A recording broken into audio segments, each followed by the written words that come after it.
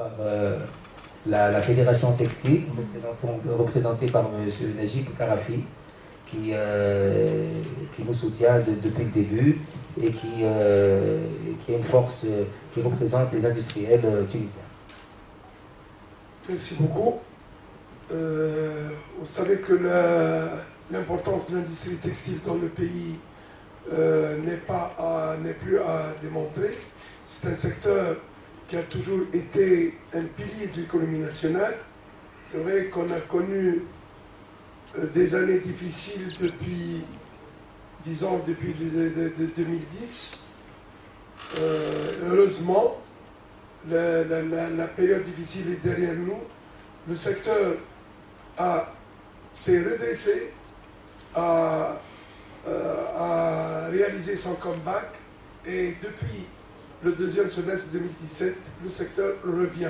Cette 11e édition de Fashion Week, je crois que nous l'avons toujours soutenu, mais particulièrement cette année, c'était un soutien, je crois, hors norme. Et parce qu'on croit beaucoup dans la création et dans l'animation.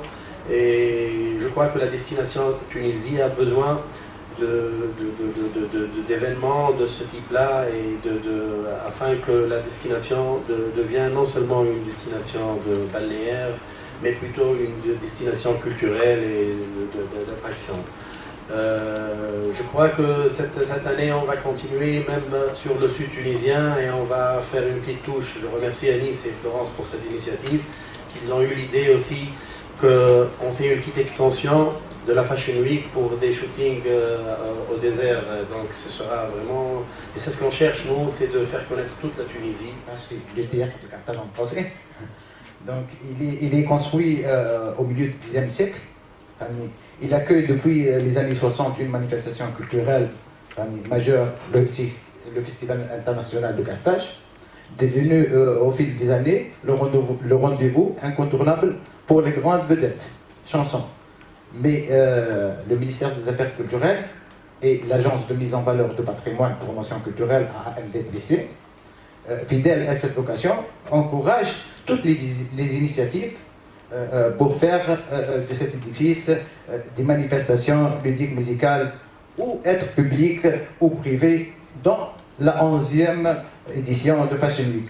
C'est la 5e édition organisée en collaboration avec le ministère des Affaires culturelles sur la scène de Carthage. Donc ce grand théâtre dénommé souvent dans le support médiatique, c'est comme j'avais dit, il est nommé à tort l'amphithéâtre de Carthage. Il peut accueillir jusqu'à 80 000 spectateurs. C'est un lieu idéal pour lancer un nouveau produit, organiser un événement aussi, un concert d'une grande ampleur nationale ou internationale. Donc je parle beaucoup sur ce site parce que c'est notre participation. Comme a dit Enis, il y a un nouvel événement qui est donc le Village des Créateurs, qui est donc un événement participatif, alternatif, créatif, underground, avec de la musique, des arts, de la mode. Donc voilà, ça c'est nouveau, donc on va découvrir ça ce soir puisqu'il y a le vernissage.